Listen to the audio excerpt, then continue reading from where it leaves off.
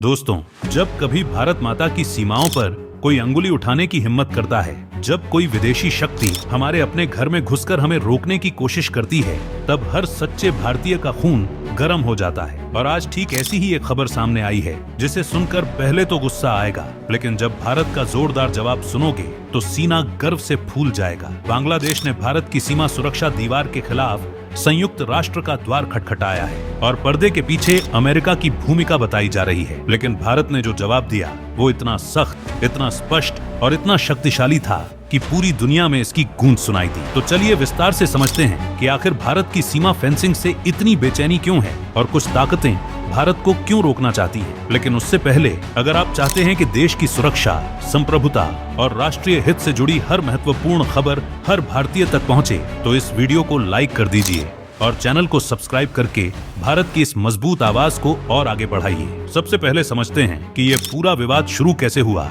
और बांग्लादेश ने संयुक्त राष्ट्र का रुख क्यों किया। भारत और बांग्लादेश के बीच लगभग 4000 किलोमीटर लंबी सीमा है। इसमें पश्चिम बंगाल का हिस्सा करीब 200 किलोमीटर का है। इस सीमा का बड़ा भाग पहले बिना किसी बाधा के था, जिसका फायदा उठाकर दशकों तक अवैध घुसपैठ, तस्करी और दूसरे गैर कानूनी कार्य होते रहे। नई सरकार आने के बाद भारत ने सीमा पर फेंसिंग का काम तेजी से बढ़ाया। ये काम भारत की संप्रभुता की रक्षा का हिस्सा है। ये अपने नागरिकों की सुरक्षा के लिए है। दुनिया का हर देश अपनी सीमाओं को सुरक्षित करने का अधिकार रखता है, लेकिन जैसे ही भारत ने ये काम गति दी, कुछ ताकतों के कान खड़े हो गए। बांग्लादेश ने इस मुद्दे को संयुक्त राष्ट्र में उठाने का फैसला किया और इसमें सिर्फ बांग्लादेश की सोच नहीं थी। सूत्रों के अनुसार पर्दे के पीछे अमेरिका का हाथ भी नजर आ रहा है। अब सवाल उठता है कि अमेरिका को भारत की सीमा सुरक्षा से क्या मतलब, लेकिन जब आप वैश्विक राजनीति की गहराई समझेंगे तो सब साफ हो जाएगा। कोई भी बड़ी घटना अंतरराष्ट्रीय मंच पर अचानक नहीं होती। हर कदम के पीछे एक रणनीति होती है।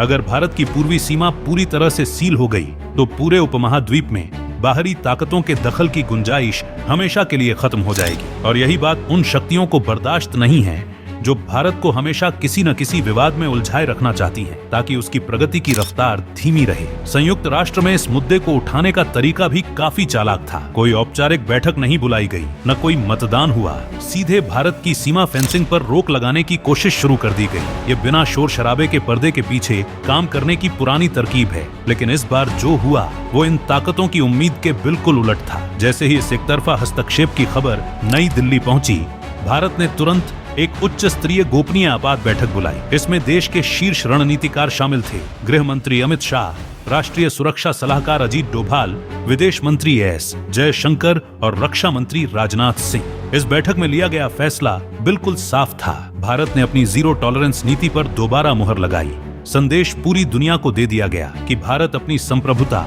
और सीमा सुरक्षा के मामले में किसी भी बाहरी संस्था के हस्तक्षेप को बिल्कुल स्वीकार नहीं करेगा। सीमा पर फेंसिंग का काम एक पल के लिए भी नहीं रुकेगा। ये जवाब इसलिए ऐतिहासिक था क्योंकि इसने दुनिया को बता दिया कि अब वह भारत नहीं रहा जो अंतरराष्ट्रीय दबाव या धमकियों से डर जाए। यह नया आत्मविश्वासी भारत है जो अपने फैसले खुद लेता है और उन पर डटकर खड़ा रहता है। अब सबसे बड़ा सवाल, अगर भारत संयुक्त राष्ट्र की बात नहीं मानता तो वह भारत का क्या बिगाड़ सकता है। संयुक्त राष्ट्र के पास मुख्य रूप से 3 तरीके होते हैं। पहला, निंदा प्रस्ताव। ये सिर्फ कागजी कार्रवाई है जिसका जमीन पर कोई असर नहीं पड़ता। दूसरा, आर्थिक प्रतिबंध। लेकिन भारत आज दुनिया की 5वीं सबसे बड़ी अर्थव्यवस्था है। वैश्विक सप्लाई चेन भारत पर इतनी निर्भर है कि कोई भी बड़ा देश खुद को नुकसान पहुंचाकर भारत पर प्रतिबंध नहीं लगा सकता। तीसरा और सबसे मजबूत कदम, सुरक्षा परिषद का हस्तक्षेप। लेकिन यहाँ पूरा खेल ताश के पत्तों की तरफ बिखर जाता है। सुरक्षा परिषद में कोई बड़ा कदम उठाने के लिए 5 स्थायी सदस्यों की सहमति जरूरी है और भारत के पास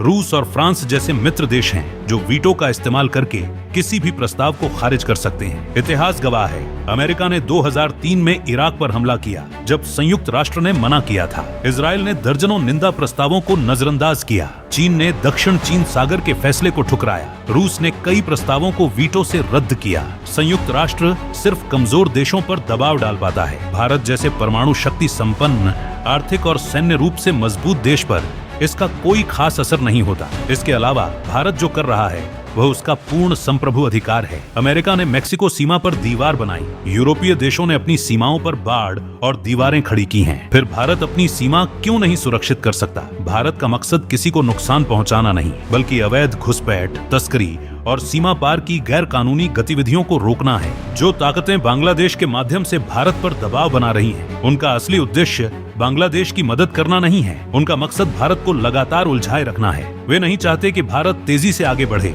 सुपर पावर बने और वैश्विक पटल पर अपनी शर्तों पर खड़ा हो। जब पूर्वी सीमा पूरी तरह सुरक्षित हो जाएगी तो बाहरी दखलंदाजी, तस्करी के नेटवर्क और अवैध गतिविधियों की कमर टूट जाएगी। यही वजह है कि वे इस काम को रोकना चाहते हैं, लेकिन भारत ने इन सारी चालों को अच्छी तरह पहचान लिया है। दिल्ली से लेकर सीमा पर तैनात जवानों तक एक ही संदेश है, ये सुरक्षा दीवार तय समय पर और पूरी तरह बनकर रहेगी। चाहे संयुक्त राष्ट्र में कितने प्रस्ताव आए, कितना भी कूटनीतिक दबाव बने, भारत अपने रास्ते से नहीं हटेगा। दोस्तों, ये कहानी हमें एक बड़ी सच्चाई बताती है। दुनिया बदल रही है। वह पुराना भारत जो बाहरी दबाव में झुक जाता था, अब नहीं रहा। आज का भारत अपनी शर्तों पर चलता है, अपने फैसले खुद लेता है और अपनी संप्रभुता पर कोई समझौता नहीं करता। यही वो भारत है जिसका सपना हर देशभक्त भारतीय देखता है, एक मजबूत, आत्मनिर्भर और सम्मानजनक भारत। तो दोस्तों, ये थी आज की पूरी खबर। आप इस पूरे मुद्दे पर क्या सोचते हैं? अपनी राय कमेंट में जरूर बताइए। धन्यवाद। जय हिंद।